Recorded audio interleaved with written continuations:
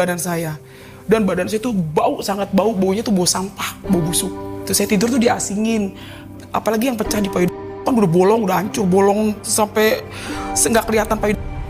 Jadi tiap malam aku nangis, aku selalu bilang, ngapain sih saya hidup? Saya minta maaf terus. Siang itu saya mau diri, ngapain saya hidup sih gitu. Saya ngambil, zaman dulu kan yang disemprot kayak gitu ya. Obat serangga ya? Obat serangga gitu. Waktu saya mau minum udah nyampe mulut, udah mau begini, itu di kepala saya itu ada yang ngusap. Suaranya lembut banget gitu. Ngebelai rambut saya, aku mengasihimu. Malamnya itu saya mimpi Tuhannya orang Kristen. Tuhan sampai kayak ada kubah gitu kan. Itu naik ke atas kubah-kubah gitu. Saya nggak akan percaya sama Tuhan Yesus yang katanya manusia. Orang Kristen itu punya bapak, punya emak gitu kan. Saya didoktrin, semakin didoktrin. Orang Kristen itu orang kafir. Orang Kristen itu kayu bakarnya api neraka. Di situ ayah saya tahu. Itu pisau dapur itu udah di sini saya itu. Sampai dia berantem sama mama saya. Wan, udah Wan. Aku, kau, katanya. Aku bangga. Masuk penjara aku bangga, yang penting kau mati. Shalom, salam sejahtera bagi kita semua. Berjumpa lagi dengan saya di channel Penabur Benih. Bagaimana kabarnya hari ini? Semoga dalam keadaan sehat, dalam perlindungan Tuhan kita Yesus Kristus. Pada kesempatan kali ini kita akan kembali mendengarkan kesaksian seorang muslimah yang baru saja menjadi percaya kepada Yesus Kristus sebagai Tuhan dan Juru Selamatnya secara pribadi, di mana kesaksian ini sudah viral di mana-mana dan bahkan ditonton oleh ribuan orang. Karena banyak orang yang tertarik ketika mendengarkan kesaksian ini, mereka mengatakan bahwa memang Allah di dalam Kristus Yesus adalah Allah yang nyata, Allah yang selalu menyatakan dirinya bagi orang yang mau percaya kepada Dia. Muslimah ini meninggalkan keyakinan yang lama bersama suami dan anak-anak karena ia mengalami mujizat, di mana ia mengalami sakit yang begitu drastis yang ia alami dalam hidupnya. Tetapi Tuhan menyembuhkan, memulihkan, bahwa Yesus Kristus menyatakan kuasanya sehingga mujizat itu terjadi. Satu jiwa yang diselamatkan, seisi rumah percaya dan memuji, memuliakan nama Tuhan Yesus.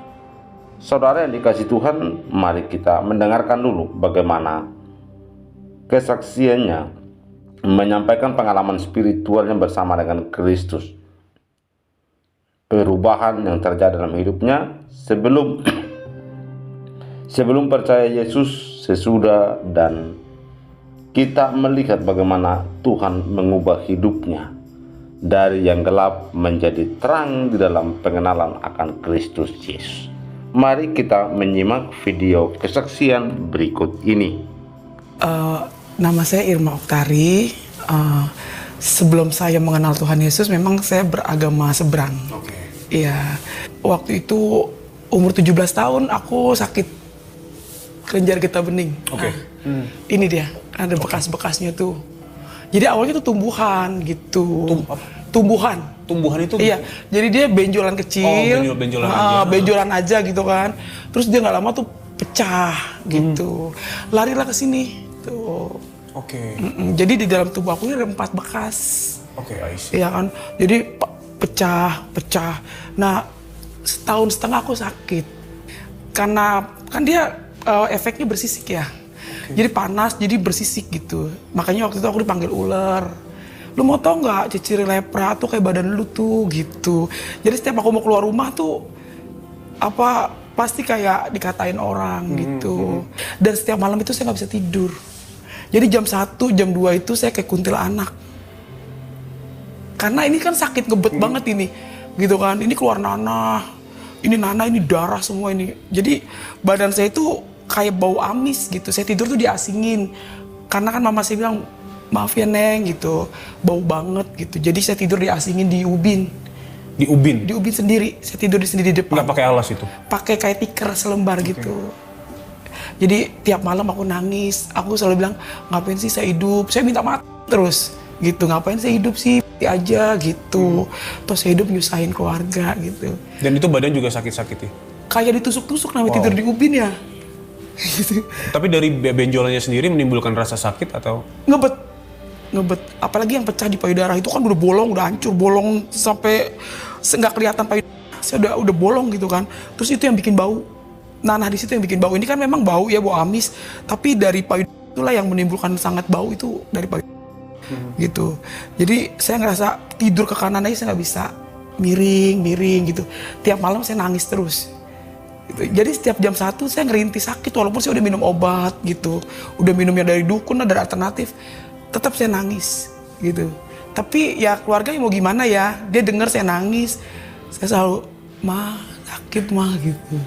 Makanya kalau saya cerita kayak gini kan gak kuat. Jadi setahun setengah saya sakit, tiap malam saya nangis. Yang saya ingat saat itu, saya selalu manggil nama mama saya. Nah buat sahabat solusi yang hari ini, kamu ada di dalam keraguan dan kamu begitu bingung dan butuh seseorang untuk bercerita dan mendoakan kamu bisa menghubungi nomor yang ada di bawah ini. Ini adalah nomor layanan doa Cahaya Bagi Negeri. Kami siap untuk mendengarkan cerita kamu dan mendukung kamu di dalam doa. Jangan ragu untuk menghubungi kami, kamu tidak perlu melewati semuanya sendirian. Kami tunggu ya. Dan apa yang dilakukan oleh mama hari-hari itu? Ya mama saya nggak. Kita ambilin tisu ya. Gak apa-apa. Taruh sini aja Kak, sorry. Kalau butuh lagi nanti. Iya mama saya cuma bilang, mama udah nggak bisa berbuat apa-apa gitu. Uang mama udah habis, mama bukan orang kaya gitu. Paling dia kalau ngomong sama saya tuh, malah doanya bilang ya ambil aja gitu. Ambil aja anak aku gitu kan. Daripada menderita. Daripada dia hidupnya kayak gini diambil aja gitu. Saya udah ikhlas kata mama saya gitu. Ya mungkin kata-kata itu yang bikin saya sedih gitu kan. Dan akhirnya nggak lama ada tetangga tuh pindah. Karena samping rumah saya ini kan kosong ya. Di sebelah rumah itu kosong. Dan tiba-tiba saya mau diri kan. Yeah. Itu siang itu saya mau diri, ngapain saya hidup sih gitu. Pakai apa waktu itu? Maksudnya? Saya ngambil zaman dulu kan yang disemprot kayak gitu ya. Obat serangga ya? Obat serangga gitu. Saya udah mau minum itu. Udah mau minum, ngapain saya hidup? Ya dengan saya mati gitu kan. Waktu saya mau minum udah nyampe mulut, udah mau begini, itu di kepala saya itu ada yang ngusap. Suaranya lembut banget gitu. Ngebelai rambut saya, "Aku mengasihimu," gitu. Jadi saya langsung lihat ke kanan, ke kiri tuh nggak ada orang, nggak ada orang. Saya merinding dari atas sampai ke bawah tuh saya merinding karena suaranya itu lembut banget. Aku langsung nggak jadi dong, aku minum ini. Saya pikir kan setan gitu. Saya teriak-teriak lah keluar gitu. Saya taruh itu kan obat serangga itu. "Ma, ayo masuk, di rumah kita ada setan Ma, Irma tadi dipegang gini-gini." "Dia mau dorong pindahan," mama saya gitu. "Emang siapa main pindah?" "Tuh orang Batak," kata mama aku gitu kan. Dan orang Batak ini pindahan dari Kalimantan. Tiap malam kan biasa tuh saya nangis. Nah kakak ini yang berpindah denger ya? Jadi pagi-pagi dia ngomong lah sama mama saya lagi nyapu. Gitu kan, pintu depan nggak dibuka karena kan baunya ke depan-depan ya. Jadi saya tuh pintu itu tutup. Kalau orang mau ke rumah aku tuh lewat pintu belakang. Gitu. Jadi ibu-ibu saya dengar tuh dia ngomong, "Setiap malam saya dengar perempuan nangis ya," gitu. "Siapa ya Bu?" kata gitu. Tapi suara setan, tapi dibilang manusia jelas gitu. "Itu tuh Neng, anak ibu udah dibawa kemana nggak sembuh-sembuh," kata mama aku gitu kan. "Udah dibawa ke dukun, karena itu nggak sembuh-sembuh. Boleh nggak sih Bu saya lihat?" kata gitu. Dia akhirnya lewat tuh pintu belakang. Terus dia teriak gitu. Saya posisi kan melonjor ya di tembok gitu. Tiduran. Terus dia teriak, "Tuhan Yesus luar biasa," gitu. Ya saya jujur ya dengar nama itu kayak ngerasa, aduh ini orang, saya tahu itu orang Kristen gitu. Aduh mama saya bawa orang gitu kan. Dia teriak, jadi di kan kamar ya, dia diri di situ. "Tuhan Yesus luar biasa." Dia duduklah di sebelah aku gitu kan. Dia ngomong pun agak tertata-tata. "Ibu, perkenalkan, nama saya Mama Hana. Saya orang Kristen, saya pindahan dari Kalimantan. Sebelum saya pindah ke rumah ini, saya berdoa. gitu kan. Tuhan berikan saya tempat tinggal yang dari Tuhan.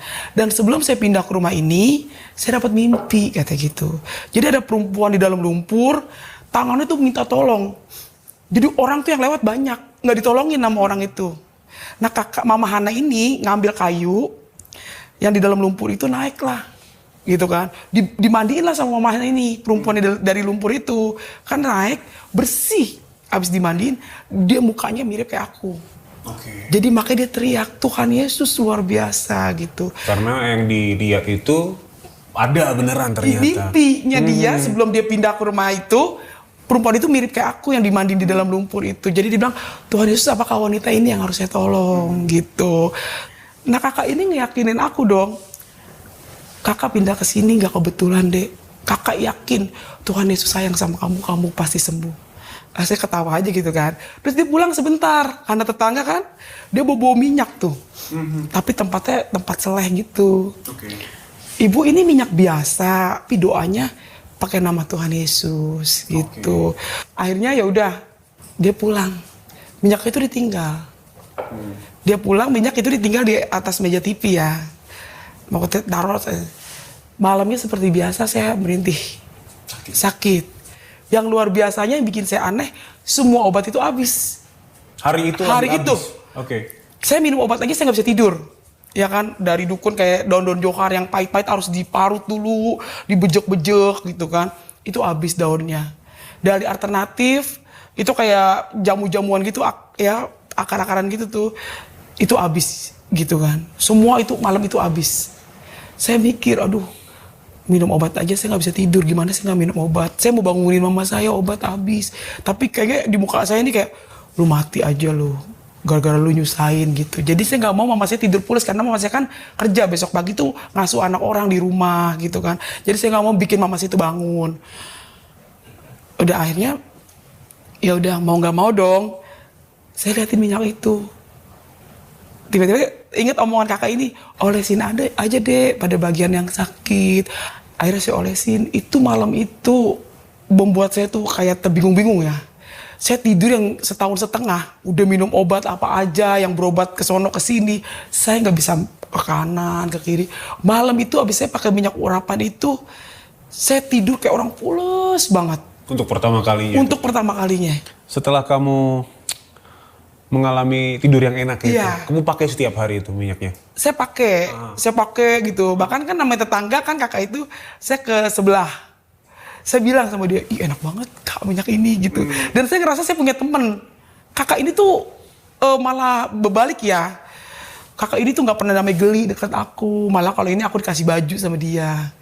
Iya, ini deh pakai baju deh. Kakak punya baju nih yang kecil, muat gitu. Dan saya seneng. Semenjak dia pindah itu saya suka.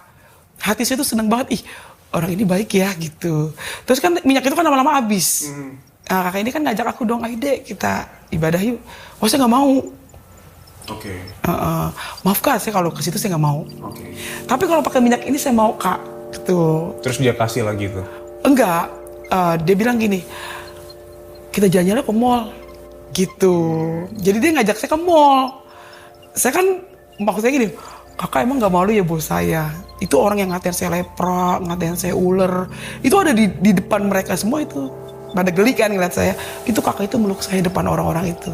Kata siapa kamu jelek? Gitu. Kamu tuh cantik loh deh. Tuhan sayang loh sama kamu. Jadi saya di situ, ini orang siapa ya? Saya tuh ngeliat dia tuh seperti kayak malaikat ya. Ih mama gue aja ngelahirin gue ya. Mau makan aja nutup hidung karena bau ya. Kok ini siapa ya gitu loh. Dia saya nggak kenal dia dari mana. Semakin saya bilang, kak saya bau loh kak, saya jelek. Dia semakin peluk saya. Dan saya percaya itu kalau bukan roh Tuhan di dalam dia nggak mungkin ya. Sebagai manusia biasa, nggak mungkin ini semua nanah di badan saya. Dan badan saya tuh bau, sangat bau. Baunya tuh bau sampah, bau busuk. Jadi kalau di saat itu saya percaya itu roh Tuhan ada sama Mama Hana. Hari itu ketika Mama Hana ini bilang Tuhan Yesus sayang, Tuhan Yesus mengasihimu, sempat kepikiran gak sih? Maksudnya bener gak sih Tuhan Yesus sayang sama aku? Bener gak sih ada yang begitu sayangnya sama aku? Enggak, aku gak sempet bilang Tuhan Yesus sayang sama aku, enggak ya. Yesus itu pokoknya siapa sih maksudnya gitu ya. Kok dia selalu bilang Tuhan Yesus sayang sama kamu. Tentang mimpi-mimpi itu memang udah ada di pikiran ya. Cuman karena ayat terdoktrin itu gitu kan, saya tetap nahan gitu kan, karena saya berpikir ya itulah firman Tuhan. Setelah saya belajar, nggak mungkin kalau bukan pilihan, saya nggak mungkin percaya begitu aja. Karena memang kalau secara logika saya nggak akan percaya sama Tuhan Yesus yang katanya manusia, cuman yang diolok-olok. Masa Tuhan lu manusia nolong dirinya sendiri aja nggak bisa? Ini logikanya ya.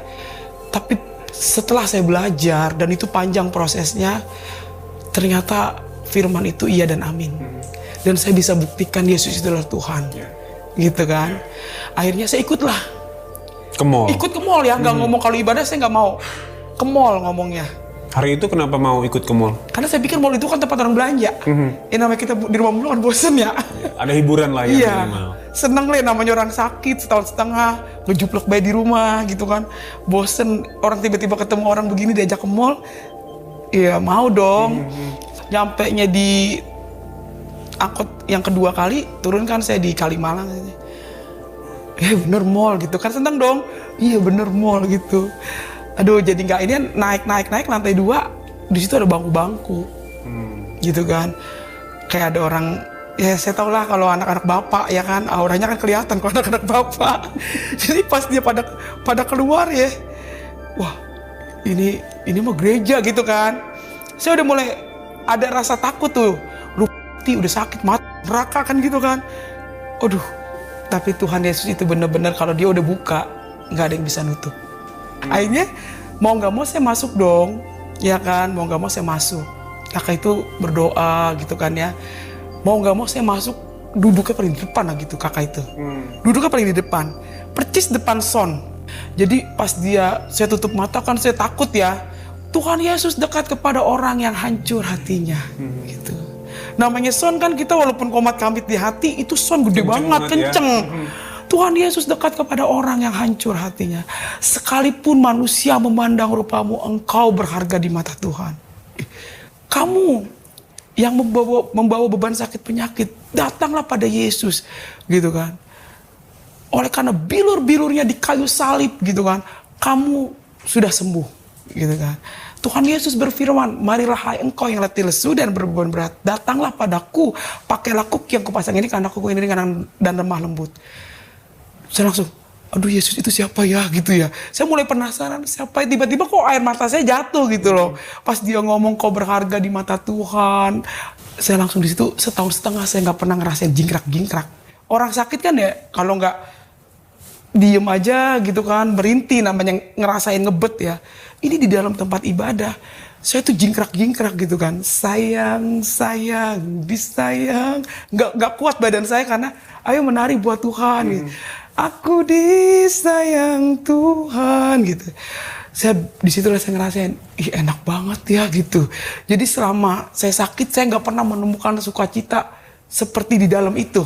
Nah buat sahabat solusi yang hari ini kamu ada di dalam keraguan antara kamu bertanya-tanya mana sih jalan yang benar. Tuhan mana yang harus aku ikuti. Dan kamu begitu bingung dan butuh seseorang untuk bercerita dan mendoakan kamu bisa menghubungi nomor yang ada di bawah ini. Ini adalah nomor layanan doa Cahaya Bagi Negeri. Kami siap untuk mendengarkan cerita kamu dan mendukung kamu di dalam doa. Jangan ragu untuk menghubungi kami, kamu tidak perlu melewati semuanya sendirian. Kami tunggu ya.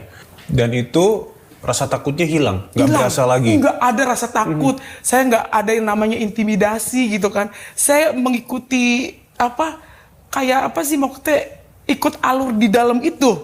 Joget-joget, muter-muter, ya saya ngikut. Bila roh Allah ada di dalamku, bukan menari-menari gitu kan. Saya jadi ikut menari gitu. Dan akhirnya saya pulang dari situ, saya seneng. Oke. Hari itu ketika kamu pulang, nggak ada pertanyaan dari keluarga, belum tahu tuh keluarga ya? Ayah saya ada di rumah. Oke. Ayah saya kan jarang pulang. Tapi waktu malam itu ayah saya ada di rumah. Dan Mama Hana itu selalu nguatin saya. Tuhan Yesus pasti kasih kamu kekuatan. Cuman kan kita namanya manusia tetap aja ya biar kata dia ngomong kayak gitu. Saya kenal ayah saya itu sangat fanatik banget. Keras ya? Keras banget gitu kan. Nggak ada toleransi kalau ayah saya itu kalau ngomongin tentang agama. Jadi emang nanya dia sama mama saya, kemana sih Irma? Keadaan sakit, hari-hari Minggu, ikut tetangga sebelah gitu kan. Dia udah langsung tahu saya diajak kemana. ayah saya kan tinggi gede, tangannya di depan pintu udah nunggu saya. Dia bukan tipe orang yang suka nyalain orang, pasti dia yang disalahin pasti saya. Saya masuk, waduh ada ayah saya. Udah saya duduk, sebelum saya menjelaskan sepatah kata, itu ayah saya udah nggak tahu. Jadi saya mau ngejelasin, saya ini nggak pernah cari Tuhan ya. Saya ini nggak pernah mau ikut agama atau saya mau ikut ke sana ke sini, saya nggak pernah cari Tuhan. Gitu.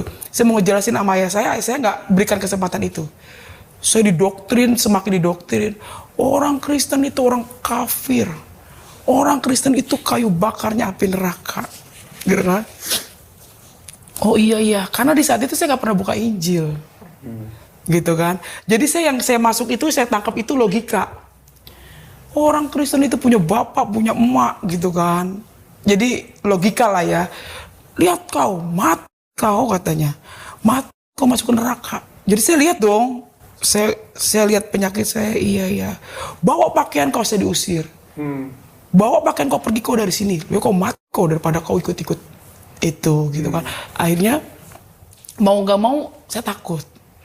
Ya kan, karena saya diusir. Sekarang yang mau nerima orang sakit, ya siapa selain bukan keluarga ya kan.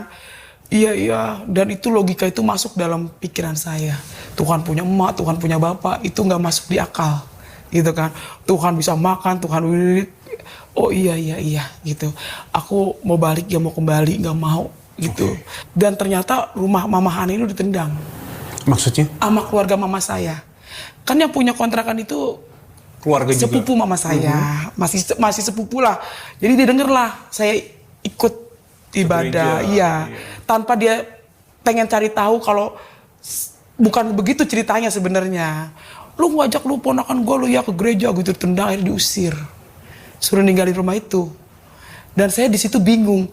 Kemarin setahun setengah saya sakit itu maksudnya nggak ada yang sampai heboh seperti itu.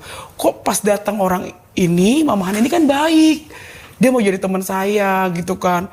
Terus saya juga jadi kayak orang nerima kekuatan gitu. Jadi seneng gitu kan, ngerasa terhibur. Kok malah diusir. Malamnya itu saya mimpi Tuhannya orang Kristen. Itu orang di depan saya itu banyak yang lewat. Tuhan, banyak banget itu orang, banyak pada saya ngeliatin, pada ngapain sih ini orang? Tuhan, sampai kayak ada kubah gitu kan. Itu naik ke atas kubah-kubah gitu.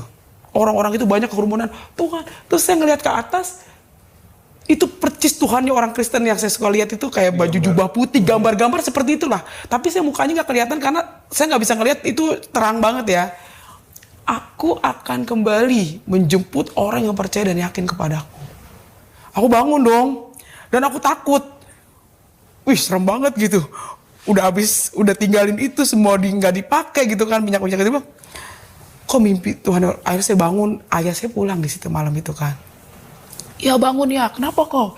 Irma kok ditinggalin minyak orang itu, orangnya udah nggak ada kan? Irma dikasih mimpi ya. Itulah kok tidur nggak baca doa, gitu kata ayah saya. Oh iya, kalau tidur nggak baca doa ya. Malam kedua saya tidur baca doa. Takut saya dimimpi Tuhan Yesus, saya nggak mau. Saya sampai amit-amit yang baik, saya nggak mau mimpi itu, takut. Saya tidur baca doa. Abis saya tidur baca doa, jam 1:30 itu perkiraan jam segitu ya. Itu jadi karena bolong, ini payudara ini sama daging itu keluar. Jadi nempel sama baju. Jadi itu keluar itu darahnya itu banyak. Itu ucur banget. Saya udah nggak bisa ngomong. Saya ambil emuk, itu saya timpuk kena kepala mama atau ayah saya, bangun. Karena saking sakitnya gitu. Sakitnya itu saya nggak bisa ngomong, udah karena banyak darah ya. Saya tuh kayak orang mau dibilang nggak pingsan aja, udah syukur ya. Itu banyak ngalir sini darah banyak. Jadi baju ini nempel, udah kering, darah itu kering, nempel sama daging yang terkupas. Jadi daging itu ini darah. Mama saya bangun, ayah saya malah nonjok lemari. Apalah dosa awas sampai anak gadisku punya penyakit kayak begini. Mama saya udah ikhlas, anaknya udah kayak begini, ambil aja deh, jangan disiksa gitu. Disitulah saya digotong pagi-pagi, dicari puskesmas ya, karena deket kan. Digotong, sampai di puskesmas diomelin. Ibu anak begini baru dibawa ke rumah sakit gitu.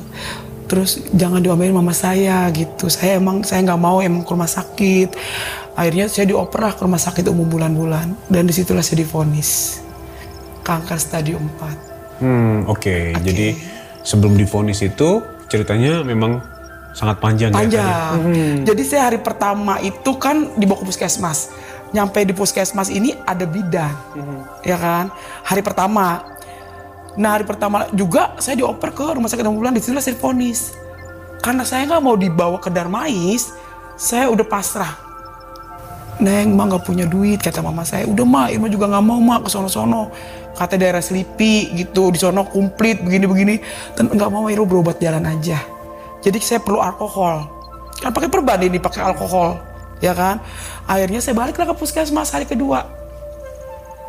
Nyampe di puskesmas hari kedua, saya ketemu orang yang pertama ketemu. Saya digotong-gotong gitu. Dan ibu ini ngajak saya ketemu, ngomong pas mata saya sama mama saya, ibu sini deh, saya dipanggil. Neng gitu dipanggil no, kata gitu ya. Disamperin kan, iya bu, kenapa ya? Ibu, ya namanya ini kan sensitif ya, kalau ngomongin agama itu sangat sensitif. Ibu gini loh, kemarin saya tuh terbayang-bayang anak ibu. Gitu, waktu dia pulang di rumah itu, ngelihat saya kan, hari pertama itu kan ditanganin sama banyak di situ kan di puskesmas. Saya terbayang-bayang anak ibu. Ibu kenal nggak ya? Nggak bisa. Gitu dia pegang kantong. Kalau puskesmas kan seragamnya ada kantongnya dua gini. Ibu kenal nggak ya? Nggak bisa gitu. Saya di situ langsung pegangan sama mama saya. Jangan-jangan nih orang Kristen gitu. Saya langsung connect karena dia ngomong ini kan nggak bisa. Jangan-jangan orang Kristen nih gitu. Bener. Dia ngeluarin minyak dari kantongnya, itu saya mau pingsan sebenarnya. Aduh, gara-gara itu minyak, satu kampung heboh. Akhirnya saya bawa itu minyak, saya pulang, saya janjian lah, besok kesini ya. Gitu. Gereja yang sama, tempat rumah ibadah yang sama.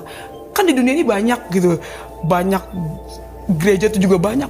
Kok saya masuk kayak seperti saya pertama kali datang tempat ibadah sama Mama Hana, gerejanya itu juga. Dan saya benar-benar dibikin pusing ya. Saya sampai nyebut, ini maunya apa sih gitu. Kok saya dibawa ke sini lagi gitu. Akhirnya saya pulang, saya dikasih Alkitab. Sampailah saya di rumah, Alkitab itu saya taruh di bawah baju. Dan saya duduk-duduk gitu di tempat tidur, saya mulai ngerasa penasaran. Yesus itu siapa ya? Gitu. Dan saya langsung ngambil juga Alkitab. Saya buka Alkitab, akulah jalan, kebenaran dan hidup. Tiada datang kepada Bapa kalau tidak melalui aku. Jadi banyak di situ saya menemukan, Yesus ini luar biasa loh, gitu kan. Saya mulai ambil itu minyak urapan, saya terima Tuhan Yesus sebagai Tuhan dan Juru Selamat saya. Tuhan, aku terima Engkau sebagai Tuhan dan Juru Selamat saya. Malam itu saya olesin badan saya dan itu nggak sampai lama saya sembuh. Dalam berapa rentang waktu itu? Itu bisa hitung 2 minggu saya sembuh. Itu yang tadinya bersisik aja saya. Karena sering mandi kali ya, kan udah bisa mandi terus ini juga udah nggak ngebet, bolong itu segede di payudara. Itu ditambal saya juga nggak ngerti bisa seperti ini loh. Saya punya bekas dan bukti ya, maksudnya yang tadi ini juga bolong kan. Orang kalau ngeliat saya ini operasi di mana, ini nggak dioperasi sama sekali. Dan ini nggak dioperasi, bahkan payudara saya yang hancur itu bisa seperti ini. Rapetnya. Dan saya nggak tahu itulah mungkin yang dibilang Tuhan itu ajaib. Bagaimana caranya benar-benar saya rapet, sembuh, dan puji nama Tuhan, saya bersyukur itu saya sembuh. Hari itu benar-benar tidak ada sakitnya lagi? Nggak ada sakit nggak sama pernah sekali. bernanah berdarah nggak lagi? Nggak pernah sama sekali, itu sembuh total. Dan bisa tidur nyenyak? Bisa tidur nyenyak. Apakah waktu itu keluarga nggak mempertanyakan? Mama saya kebingung-bingung ya. Sebenarnya orang itu lebih kebingung-bingung, keheran-heran, karena saya sembuh. Dia bertanya minum apa gitu. Kok bisa cepat sembuh, bisa berubah. Penampilannya juga udah berubah gitu. Wah, mama saya aja seneng gitu kan. Saya betantang-betenteng di kaca. Di situ ayah saya tahu. Dia udah ngerasa. Oh, karena dia udah ngeliat aku di kaca tuh kayak seneng gitu. Oh, kau pakai itu ya gitu. Langsung ayah saya tuh tahu gitu. Terus aku langsung diem kan. Karena ayah saya galak banget. Aduh Tuhan, aku gak mau ninggalin Tuhan Yesus. Tuhan baik banget sama aku gitu. Aku banyak banget perubahan dalam diri aku itu semua karena Tuhan Yesus. Jadi waktu tinggalkan itu Yesus gini, kau udah sembuh. Akhirnya dia ngambil pisau dari belakang. Itu pisau dapur itu udah di sini saya itu. Sampai dia berantem sama mama saya. Wan, aku kau, katanya. Aku bangga. masuk penjara aku bangga, yang penting kau mati. Ya enggak, udah akhirnya dia pergilah karena takut naik pitam kan. Mama saya kan jangan Wan, jangan. Saya masuk kamar, saya bilang Tuhan saya nggak mau ninggalin Tuhan Yesus. Disitulah suara Tuhan itu. Ya dia Tuhan yang hidup, nggak mungkin dia bisa lewat perantara hamba Tuhan atau gimana. Tapi firman Tuhan itulah bagi saya suara Tuhan. Ketika saya masuk kamar, saya buka, saya nangis sama Tuhan. Dia tahu kan, dia maha melihat. Akhirnya saya buka Alkitab, saya menemukan tentang hal bertekun. Yohanes berapa saya lupa ya. Tapi perikop itu bertekun. Akan datang orang ingin membunuh kamu. Dia menyangka berbuat bakti bagi Allahnya dia, gitu. Dia tidak mengenal baik Bapa maupun aku gitu. Sebelumnya sudah kukatakan supaya kamu tidak menolak aku. Jadi disitulah aku mulai mengerti, oh gini ya gitu. Dan pada akhirnya aku ditendang sama ayah gitu. Diusir dari rumah? Diusir, ditendang sama ayahku. Kemana kamu pergi habis itu? Aku nggak pergi, ayahku yang pergi. Oke. Ya, karena kan dia udah nendang aku kan. Dia takut naik pitam gitu. Aku di situ salah. Belum terlalu kenal ini ya. Masih proses, namanya baru mengenal Tuhan. Lupa kalau kita itu udah punya kuasa di mulut kita. Karena sakit, dia kan gede tinggi ya, kakinya gede, aku ditendang. Aduh ya, nanti sakit banget loh gitu loh. Tapi kamu tadi sempat bilang bahwa ternyata mengikut Yesus, kamu juga mengalami jatuh bangun. Iya, ayah saya meninggal gak lama. Oh dari saat habis itu? Sakit itu ayah saya meninggal. Bagi saya dia tulang punggung. Saya kalau minta uang kan sama ayah. Kecil besarnya saya minta uang jajan karena umur segitu 17 ya kerja juga kan saya nggak punya ijazah gitu kan. Akhirnya saya minta duit sama dia, tiba-tiba dipanggil Tuhan. Dia nggak ada. Disitulah saya sempat, aduh Tuhan, saya mau gimana gitu. Tapi buktinya ya puji Tuhan saya hidup sampai hari ini kan. Sempat kecewa gitu, ayah saya dipanggil Tuhan. Kebutuhan kan terus berjalan, iya kan? Mama saya nangis terus, adik saya masih kecil-kecil gitu. Listrik nggak ada, ya kan? WC nggak punya. Bahkan kita tuh bener-bener dibilang ini orang kalau ini aja saya sampai di plastik. Saking nggak punya WC, nggak ada listrik gitu kan. Akhirnya saya pergi nyanyi dangdut. Ijazah nggak ada, saya jadi penyanyi dangdut. Untuk mencari nafkah itu ya? Jadi nyanyi saya. Nyanyi dangdut, dipanggil dangdut panggung ke panggung gitu. Nah di momen kamu mencari nafkah dengan bernyanyi, apa yang terjadi masa-masa itu? Iya, nyanyi, aku biasa nyanyi gitu kan, nyanyi dangdut. Terus pulang aku bisa kasih mama saya uang gitu kan. Terus nggak lama saya dipanggil nih, kerja di pabrik. Ya, nggak lama saya kerja di pabrik. Di situ saya mulai kenal cowok. Jadi nggak ada terbesit di pikiran saya untuk yang macam-macam. Yang ada di otak saya itu hanya keluarga. Gimana nih caranya adik gue jangan nangis. Gimana nih mama gue tuh jangan nangis gitu. Kayak terbeban banget gitu kan. Gimana ya, tiap gosok ini tuh turun mulu gini-gini, mama saya nangis, ya kan. Akhirnya ya udahlah, saya punya perkataan itu, ucapan itu kan doa, nggak boleh kayak gitu. Nyawa saya aja kalau boleh dikasih saya kasih gitu. Akhirnya itulah saya jatuh lewat dosa gitu, dosa perzinahan. Oke. Waktu kamu kerja di pabrik itu ya? Enggak, saya mulai kenal cowok. Iya, maksudnya kan waktu kerja di pabrik mulai kenal cowok. Iya, orang lalu bergumul di dalam dosa. Iya. Nah, apa yang terjadi waktu itu? Apakah kamu juga menyadari bahwa ini tuh salah sebenarnya? Salah, memang salah.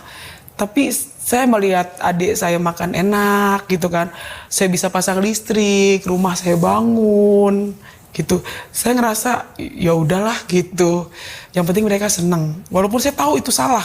Makanya pas ada satu di titik itu salah, saya mulai dipuji kan. Misalnya kalau dekat saya tuh seneng gitu kan. Sedangkan dia udah berkeluarga. Oke, jadi mohon maaf si pria ini sudah berkeluarga. Iya. Dia mendekati kamu. Iya. Dan dia tanda kutip memberi nafkah gitu ya, memberi uang gitu ya. Iya. Makanya di rumah juga bisa adik bisa makan, listrik bisa terus dibayar gitu ya. Nah, apa yang menyadarkan kamu hari itu untuk oke, ini salah nih, aku harus memutus hubungan ini? Itu aku masih panjang sih ya. Lumayan panjang Masih gitu ya? panjang prosesnya gitu. Iya, karena satu saya emang gak suka sama dia. Gak cinta juga, ya kan. Terus kedua dia udah rumah tangga. Terakhir itu malam itu saya udah pisah. Tetapi ujungnya ada satu momen di mana satu kamu... momen saya ketemu suami saya Iya. sekarang yang namanya Andreas. Oke. Ya kamu kan dulu disuruh meninggalkan Tuhan, Iya, nggak mau. iya. Kamu Nggak mau. bilang aku tidak akan pernah meninggalkan Nggak Tuhan. mau, iya. Meskipun kamu diancam pisau oleh Iya, ayah kamu, benar. gitu ya. Tapi ternyata bertemu dengan suami yang sekarang ini, Iya. kamu malah meninggalkan Tuhan. Benar. Gimana ceritanya itu? Tapi saya nggak tahu kalau dia tuh, dia neneknya kan pendeta, tapi nggak bisa dibohongin. Memang kan saya suka sama dia. Jangan ditiru ya, ini jangan ditiru. Karena terang dan gelap itu nggak bisa bersatu. Dan kita perjanjian sama dia. Oh iya, gue nggak bisa ninggalin Tuhan Yesus gitu. Udahlah, lu begini aja, gue nggak bakal ngelarang lu kok untuk lu ibadah. Gitu dia ngomongnya. Waktu pacaran Pas dibolehin tuh iya, ya ibadah boleh. ya? Udah lu ntar kalau lu udah ini udah ntar lu nggak apa-apa, gue nggak larang. Dan saya nggak sama sekali tahu karakter dia. Karena sebentar ya, jadi saya nggak tahu karakter dia tuh keras atau gimana, saya nggak tahu. Tapi saya punya prinsip, sekali saya menikah seumur hidup. Itu pada saya nikah, bukan nikah pemberkatan loh. Saya nikah sama dia. Ikut dia. Iya, itu saya baca lagi 2 kalimat waktu saya nikah sama dia. Dan itulah firman Tuhan, disitulah merema dalam hidup saya. Bukan hanya sekedar saya baca dan saya dengar. Di luar aku, kamu gak bisa berbuat apa-apa. Jadi jangan main-main deh sama Tuhan Yesus. Bener, jangan main-main. Jadi saya bener-bener kayak dibilang melanggar, inilah saya harus pikul salib. Bagaimanapun bahagia tidak bahagianya, salib itu harus saya pikul. Rumah tangganya seperti apa waktu itu? Saya dipukulin. Gigi saya sampai hancur. Itu hal yang tidak pernah kamu lihat selama pacaran? Nggak ya? pernah, saya nggak tahu kalau dia kasar kayak gitu. Pokoknya ngomongnya tuh kasar, suka mengungkit kayak saya punya masa lalu gitu. Pokoknya kasar deh. Saya sempat kaget, hahaha gitu kayak orang kaget. Ibu set deh, kok galak banget gitu. Dan tidak boleh ibadah hari itu ya? Enggak, saya ibadah. Tetap Lagi boleh? Enggak, emang nggak boleh. Jadi saya pas ibadah saya pulang. Itu saya dikunciin pintu gitu. Tapi saya tetap bertahan, saya tetap ibadah karena yang saya ambil di situ, iman itu mengalahkan dunia. Di sini saya mulai haus akan Tuhan. Karena saya kan udah rumah tangga nih, nggak mau cuman sebentar gitu kan. Kursi yang di sebelah saya itu selalu saya bilang ada orangnya. Jadi kalau ada orang itu, Bu ada orangnya, jangan didudukin Bu, ada orangnya. Setiap saya ibadah, saya selalu bangku yang kosong itu nggak boleh ditempatin sama orang. Saya selalu bilang itu ada orangnya, mau saya pulang dicemberutin sama orang. Ih katanya ada orangnya, kan suka dicemberutin ya. Kok sampai pulang itu nggak ada orangnya. Saya bilang Tuhan namanya udah Andreas. Dan saya percaya Andreas ada di samping saya. Dan 2 bulan saya nikah, saya kambuh. Ini kambuh lagi, Pak, saya robek. Ya kan, baru dia tantang. Saya minta pisah sama dia. Itu minta pisah. Udah lu cari aja perempuan lain. Gitu. Saya mulai diingetin lah, kan robek lu. Wah, 2003 ke 2011 ya. Itu saya nggak pernah kambuh. Jatuh lu dosa perzinahan, saya nggak pernah kambuh. Tapi saya menikah sama ini, nikah 2 bulan, ketenet payudara itu robek, hancur, keluar darah, keluar nanah. Disitulah saya masuk kamar mandi, saya mulai ingat firman Tuhan. Di luar aku, kamu nggak bisa berbuat apa-apa. Gitu. Ya udah, akhirnya saya minta pisah. Udah kita pisah aja. Lu cari aja perempuan lain, gue mau kembali sama Tuhan Yesus. Jadi, enggak, gue gak mau pisah sama lu. Di situ saya bingung. Tapi dia galak, tapi gak mau pisah sama saya gitu kan. Enggak, gue gak mau pisah sama lu. Gue mau tahu lu sakit apa. Kan dia pegang badan saya kan panas, ini dingin banget. Kalau Yesus lu bisa nyembuhin lu tanpa lu minum obat, gue ikut. Akhirnya, di situ vonis dokter, saya harus dibawa lagi. Ini virus Pak bisa menyebar ke tubuh. Dan disitulah saya mulai mencari wajah Tuhan. Saya minta pengampunan. Tuhan, mati hari ini saya siap. Dipanggil hari ini saya siap Tuhan. Saya udah pengakuan dosa, sudah minta ampun sama Tuhan. Tapi kalau Engkau berikan saya kesempatan yang berkali-kali Tuhan, saya untuk boleh dikasih kesempatan hidup, saya akan bersaksi ke bangsa-bangsa Tuhan kalau tidak ada Tuhan seperti Engkau. Karena di luar sana yang saya dengar itu banyak. Rasain lu, agama dipermainkan, begini ninggalin dia segini. Tapi saya percaya, saya berdoa Tuhan itu mengenal hati. Tuhan lihat hati saya, Tuhan saya nyanyi. Di dalam Yesus ada ketenangan, ada sukacita. Itu sakitnya minta ampun loh. Tapi saya percaya ketika saya panggil nama Tuhan, Yesus itu bukan sekedar nama. Nama Yesus nama yang berkuasa. Di dalam Yesus ada pengharapan dan ada kuasa. Saya nyanyi. Saya nangis sekencang-kencangnya, Tuhan ampuni saya Tuhan. Di luar Yesus penuh ketakutan. Orang gak ada yang bisa ngerasain saya. Di saat itu saya takut. Ketika penyakit itu kambuh, saya takut. Makanya saya bilang, saya takut Tuhan. Saya angkat pujian ini, memang hati saya takut. Di luar Engkau saya takut. Dan benar ya, firman Tuhan itu benar-benar iman itu mengalahkan dunia. Dan benar, saya mengalami itu. Kalau ngomongin dokter mungkin saya lama sakit ini. Itu dalam hitungan minggu aja saya sembuh. Itu rapet. Suami saya lihat. Nah akhirnya bagaimana suami bisa bertobat? Kan ternyata bukan hanya kamu yang menerima Yesus ya. Dan benar-benar menyadari bahwa satu-satunya jalan hanyalah Yesus. Ternyata suami dan keluarga juga bertobat. Gimana ceritanya itu? Jadi suami aku itu minta sendiri. Banyak mujizat di dalam rumah tangga. Jadi misalnya aku kurang uang kontrakan gitu kan. Yang kerja kan dia doang. Aku kan gak kerja.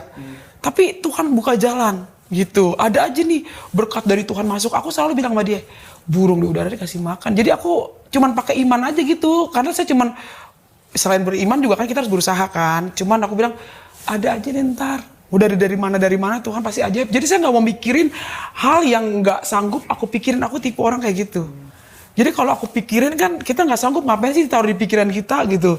Nah disitulah dia lihat tiba-tiba ada rezeki masuk gitu. Terus mujizat dia lihat aku sembuh, gue mau dibaptis gitu. Dia sendiri yang minta, saya nggak pernah ngajak. Saya nggak pernah ngajak orang ikut masuk, ini nggak pernah gitu. Bagi saya itu panggilan Tuhan gitu. Lagi namanya juga udah Andreas sih dia gitu kan. Saya udah bilang nama udah Andreas Tuhan, masa iya enggak ini kan. Saya udah bilang Tuhan tuh sayang sama lu. Dan saya bukan sayang sama gue ya, dia juga sayang sama lu. Dia gak mungkin turun dari surga, aku mengasihi Andreas. Enggak kan, dia datang sama orang yang hancur. Dia kan gak mungkin turun, dia meluk. Dia pasti dong pakai orang untuk sebagai alatnya gitu kan. Makanya dia bilang dia hidup gitu loh. Jadi dia akhirnya dibaptis, kita nikah pemberkatan. Kamu pemberkatan ulang ya, menikah ulang gitu ya? Menikah ulang tapi pemberkatan ya. Nikah pemberkatan. Tadinya kan setahun saya nggak bisa punya anak. Karena dokter kan bilang kemungkinan kalau punya anak lagi saya bengker. Ya kan gak bisa payudara. Masa udah sembuh pecah lagi. Tapi saya sebagai manusia normal saya pengen dong punya anak gitu. Setahun saya nggak punya anak, nikah pemberkatan, saya dikasih anak. Langsung hamil. Setahun 1. Dan sekarang itu sesar anak saya 4 ya? Cowok 2, cewek 2 itu. Nah gimana kamu sekarang memandang keluargamu yang sudah, maksudnya seluruh keluarga ini ada di dalam Kristus? Ya saya ngelihat seneng aja gitu. Saya selalu terapin mereka itu harus bangga gitu. Kalau untuk ngomongin keluarga ya, kita ini harus bangga punya Tuhan Yesus dalam hidup kita. Karena di luaran sana ribuan manusia ingin melihat apa yang kita lihat. Malaikat aja ingin melihat apa yang kita lihat, tapi nggak semua orang pilihan Tuhan gitu. Jadi anak saya kasih nama itu nama-nama Alkitab. Moses, Alexa Pariaji, Angel Kimberly Agurela, Abraham Israel Wakim, Ratu Yerusalem gitu. Jadi bagi saya mereka anak-anak Tuhan. Ya. Oke. Gitu. Pertanyaan terakhir nih ya. Kan kamu mengalami sendiri bahwa ikut Tuhan itu tidaklah semuanya jadi mulus. Ya dikatakan kalau kamu mau mengikut aku, kamu harus sangkal diri dan pikul salib. Bukan perjalanan yang mudah untuk mengikut Tuhan, tapi ada penyertaan Tuhan yang dijanjikan di setiap musim kita. Nah, apa yang hari ini bisa membuat kamu tetap bertahan dan kuat di dalam iman kepercayaan kepada Tuhan Yesus? Iya, karena saya percaya dia akan datang seperti nubuat lewat mimpi saya itu. Lewat firman Tuhan ya. Aku akan kembali menjemput orang yang percaya dan yakin kepadaku. Dan saya bukan hanya setengah-setengah mempelajari itu ya. Dan saya yakin, 1000 yakin ketika saya susah atau dalam keadaan apapun, dia selalu ada. Karena Tuhan selalu bilang jangan takut, dan itu boleh diuji. Pak Widodo habis melahirkan, pecah lagi, setahun 1, 4. Belum sesar, setahun 1. Atas sakit, bawah sakit, saya tetap saya jalan. Karena saya tahu kunci kalau ngomongin penyakit ya. Saya setel film Tuhan Yesus itu yang ada di YouTube, kan ngebut ya, sakit. Jadi saya makin belajar itu.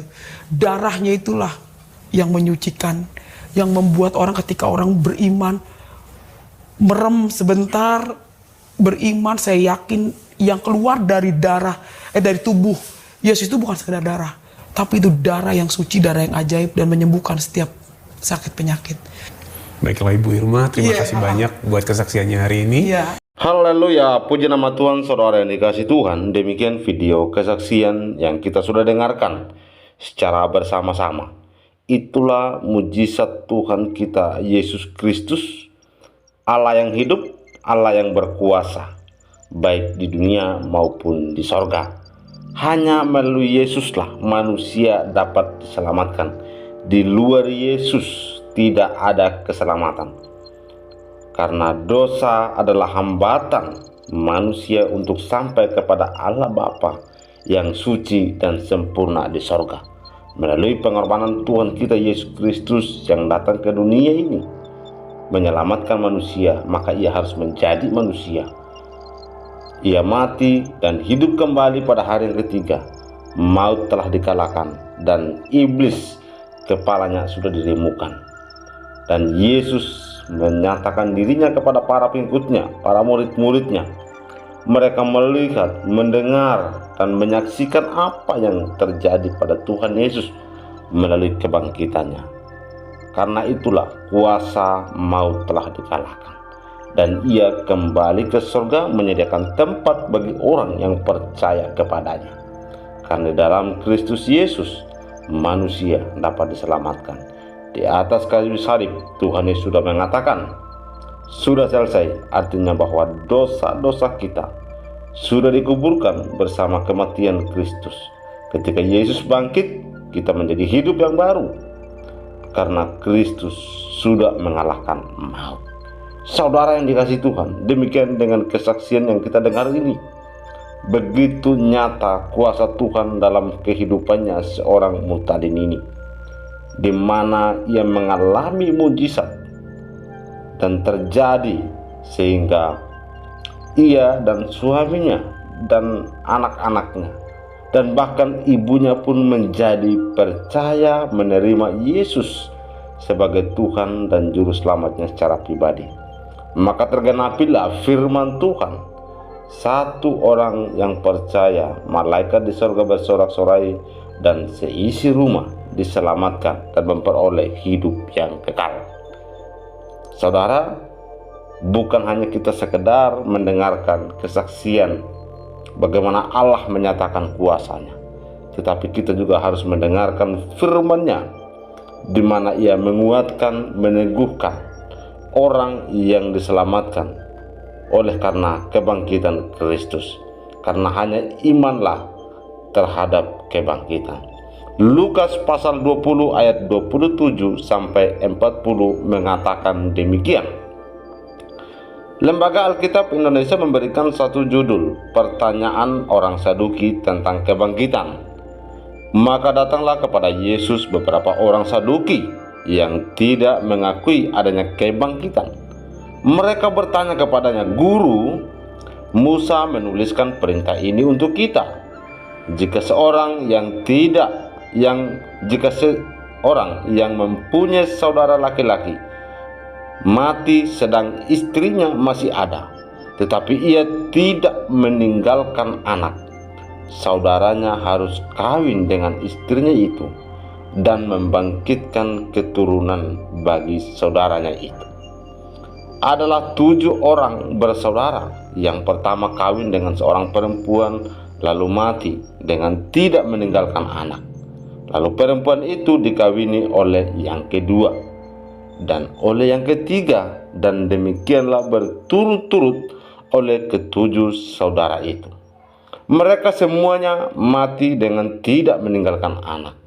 Akhirnya perempuan itu pun mati. Bagaimana sekarang dengan perempuan itu? Siapakah di antara orang-orang itu yang menjadi suaminya pada hari kebangkitan? Sebab ketujuhnya telah beristrikan dia. Jawab Yesus kepada mereka, orang-orang dunia ini kawin dan dikawinkan, tetapi mereka yang dianggap layak untuk mendapat bagian dalam dunia yang lain itu dan dalam kebangkitan dari antara orang mati, tidak kawin dan tidak dikawinkan.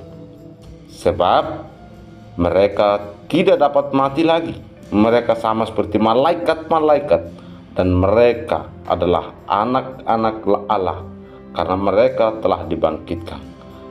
Tentang bangkitnya orang-orang mati, Musa telah memberitahukannya dalam Nas tentang semak duri, di mana Tuhan disebut Allah Abraham, Allah Ishak, dan Allah Yakub. Ini bukan Allah yang mati, melainkan Allah yang hidup. Sebab di hadapan Dia semua orang hidup. Mendengar itu beberapa ahli Taurat berkata, "Guru, jawabmu itu tepat sekali." Sebab mereka tidak berani lagi menanyakan apa-apa kepada Yesus.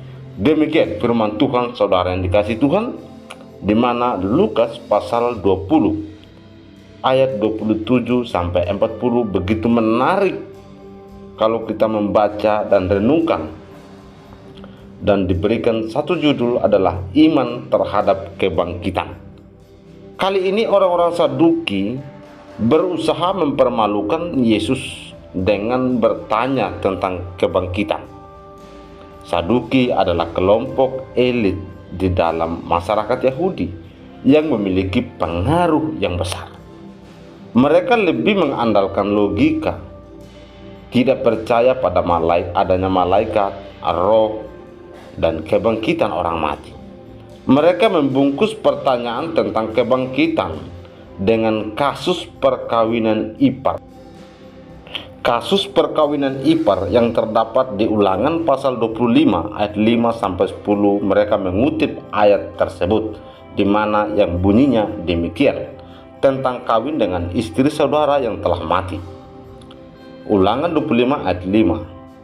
Apabila orang-orang yang bersaudara tinggal bersama-sama dan seorang daripada mereka mati dengan tidak meninggalkan anak laki-laki, maka janganlah istri orang yang mati itu kawin dengan orang di luar lingkungan keluarganya. Saudara suaminya haruslah menghampiri dia dan mengambil dia menjadi istrinya, dan dengan demikian melakukan kewajiban perkawinan ipar. Maka anak sulung yang nantinya dilahirkan perempuan itu haruslah dianggap sebagai anak saudara yang sudah mati itu, supaya nama itu jangan terhapus dari antara orang Israel. Tetapi jika orang itu tidak suka mengambil istri saudaranya, maka haruslah istri saudaranya itu pergi ke pintu gerbang menghadap para tua-tua serta berkata, "Iparku menolak menegakkan nama saudaranya di antara orang Israel. Ia tidak mau melakukan kewajiban perkawinan ipar dengan aku." Kemudian para tua kotanya haruslah memanggil orang itu dan berbicara dengan dia. Jika ia tetap berpendirian dengan mengatakan, "Aku tidak suka mengambil dia sebagai istri," maka haruslah istri saudaranya itu datang kepadanya di hadapan para tua-tua, menanggalkan kasut orang itu, dan dari kakinya meludahi mukanya sambil menyatakan, "Beginilah harus dilakukan kepada orang yang tidak mau membangun keturunan saudaranya." Dan di antara orang Israel namanya haruslah disebut kaum yang kasutnya ditanggalkan orang. Itu yang tertulis dalam Ulangan pasal 25 ayat 5 sampai 10, di mana mereka mengutip ayat tersebut. Namun ada satu hal yang tampaknya kurang dicermati, yaitu perbedaan antara kehidupan di dunia ini dengan kehidupan setelah kematian. Oleh karena itu, Yesus dengan mudah menggagalkan rencana jahat mereka. Yesus menjelaskan bahwa kehidupan setelah kematian jauh berbeda dengan kehidupan di dunia ini. Orang-orang yang dibangkitkan kembali hidup dengan keadaan yang berbeda. Mereka tidak lagi kawin untuk menghasilkan keturunan sebab mereka telah hidup dalam keabadian. Mereka seperti malaikat, tidak dapat mati dan disebut anak-anak Allah karena sudah dibangkitkan dari kematian Kristus. Selain itu, Musa sendiri meyakini adanya kebangkitan sebab Musa percaya bahwa Allah yang ia sembah adalah Allah yang membawa kehidupan. Kebangkitan adalah ajaran yang penting dalam kekristenan. Rasul Paulus mengatakan, andai kata Kristus tidak dibangkitkan, sia-sialah pemberitaan kami dan sia-sialah juga kepercayaan kamu. 1 Korintus 15 ayat 14. Seperti orang Saduki, tidak sedikit orang mempertanyakannya karena dianggap tidak masuk akal. Meneladankan Yesus, Paulus juga berupaya meyakinkan jemaat mula-mula tentang kebangkitan dari kematian. Karena pada saat itu ada sebagian jemaat yang tidak percaya akan adanya kebangkitan. 1 Korintus 15 ayat 12 mengatakan, jadi bila mana kami beritakan bahwa Kristus dibangkitkan dari antara orang mati, bagaimana mungkin ada di antara kamu yang mengatakan bahwa tidak ada kebangkitan orang mati? Nah, bicara tentang kebangkitan, maka kita berhubungan dengan hal yang melampaui akal pikiran manusia. Di luar sana mereka berkata bahwa tidak mungkin Allah menjadi manusia, tetapi mungkin bagi Allah. Apa yang dipikirkan oleh manusia tidak sama dengan apa yang dipikirkan Allah. Karena Allah tidak bisa dibatasi oleh ruang dan waktu. Dan kita mengenal Allah yang hidup, Allah yang mengasihi umatnya.